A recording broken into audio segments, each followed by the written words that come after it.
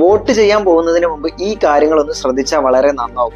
ഞാൻ നിഷ്പക്ഷനാണ്, ദയവ് ചെയ്ത് ഇത്തരം സ്റ്റേറ്റ്മെന്റുകൾ ആരും പറയാതിരിക്കുന്നത്. അതിൽ പ്രത്യേകിച്ച് കാര്യമൊന്നുമില്ല. കാരണം ഒരു കാര്യത്തിൽ നിങ്ങൾക്ക് നിങ്ങളുടേതായിട്ടുള്ള ഒരു പക്ഷം പറയാൻ പറ്റുന്നില്ല എന്നുണ്ടെങ്കിൽ you are out of the game, please stay away. രണ്ടാമത്തെ കൂട്ടർ, അതായത് എന്തൊക്കെ വന്നാലും ഞാൻ ഇവർക്ക് മാത്രമേ ചെയ്യൂ അല്ലെങ്കിൽ ഇവര് മാത്രമാണ് ശരി, അങ്ങനെയൊന്നുമില്ല. നമുക്ക് എല്ലാവരും അനലൈസ് ചെയ്യാൻ പറ്റും, നമുക്ക് എല്ലാവരെയും നോക്കാൻ പറ്റും എവിടെയാണ് ശരി, ആരുടെ ഭാഗത്താണ് ന്യായം, അല്ലെങ്കിൽ ആരാണ് കുറച്ചും കൂടി നമ്മുടെ ഐഡിയോളജിയുമായിട്ട് മീറ്റ് ചെയ്യുന്നത്, അല്ലെങ്കിൽ നമ്മുടെ പെർസ്പെക്റ്റീവ്സുമായിട്ട് ആരാണ് മീറ്റ് ചെയ്യുന്നത് നമുക്ക് നോക്കാൻ പറ്റും. മൂന്നാമത്തെ കാര്യം എന്ന് പറയുന്നത്, നമ്മളെപ്പോഴും കുറച്ചും കൂടി ഫ്യൂച്ചറിസ്റ്റിക് ആയിട്ട്, അതായത് നമ്മുടെ മതം, നമ്മുടെ ജാതി, നമ്മുടെ സർക്കിൾ, നമ്മുടെ റൈസ്, നമ്മുടെ ലൊക്കേഷൻ, നമ്മുടെ റീജിയൻ, ഇതിനൊക്കെ അപ്പുറത്തേക്ക് ഒരു വൈഡർ ആയിട്ടുള്ള വ്യൂവിലേക്ക് നമുക്ക് നോക്കാൻ പറ്റുമെന്നുണ്ടെങ്കിൽ കുറച്ചും കൂടി ബെറ്റർ ആയിട്ടുള്ള ഒരു ടുമാറോ നമുക്ക് ബിൽഡ് ചെയ്യാൻ പറ്റും.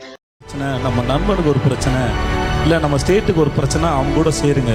நம்ம ஜாதிக்கு ஒரு பிரச்சனை, நமக்கு மதத்துக்கு ஒரு பிரச்சனை சொல்றவங்க கூட சேராதீங்க. അടുത്ത കാര്യം, നമ്മുടെ യൂത്ത്, എസ്പെഷ്യലി നമ്മുടെ യൂത്ത് വളരെയധികം സ്ട്രഗിൾ ചെയ്യുന്ന ഒരു ടൈമാണ്. അതായത് നമ്മുടെ എഡ്യൂക്കേഷൻ ആയിരിക്കട്ടെ, നമ്മുടെ ജോബ് ആയിരിക്കട്ടെ, കരിയർ, ഇതിലെല്ലാം നമുക്ക് ഒരുപാട് പ്രശ്നങ്ങൾ നമ്മൾ നേരിടുന്ന സാഹചര്യത്തിൽ യൂത്തിനെ എംപവർ ചെയ്യണമെന്നുണ്ടെങ്കിൽ ഏതൊക്കെ പോളിസീസ് കൊണ്ടുവരണം, അത് ആ പോളിസീസ് ആരൊക്കെയാണ് കൊണ്ടുവരുന്നത്, ഈ കാര്യങ്ങൾ നമുക്ക് നോക്കിയാൽ നന്നാവും.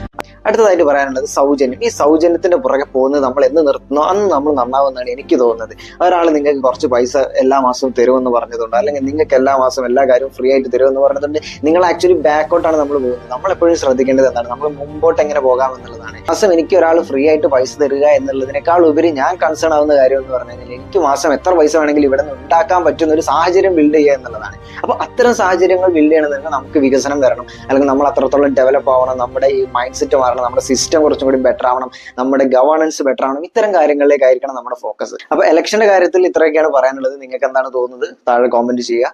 അപ്പം എല്ലാവരും വോട്ട് ചെയ്യുക, എല്ലാവരും വളരെ നല്ല രീതിയിൽ ജനാധിപത്യ പ്രക്രിയയിൽ പാർട്ടാവുക. Okay, by.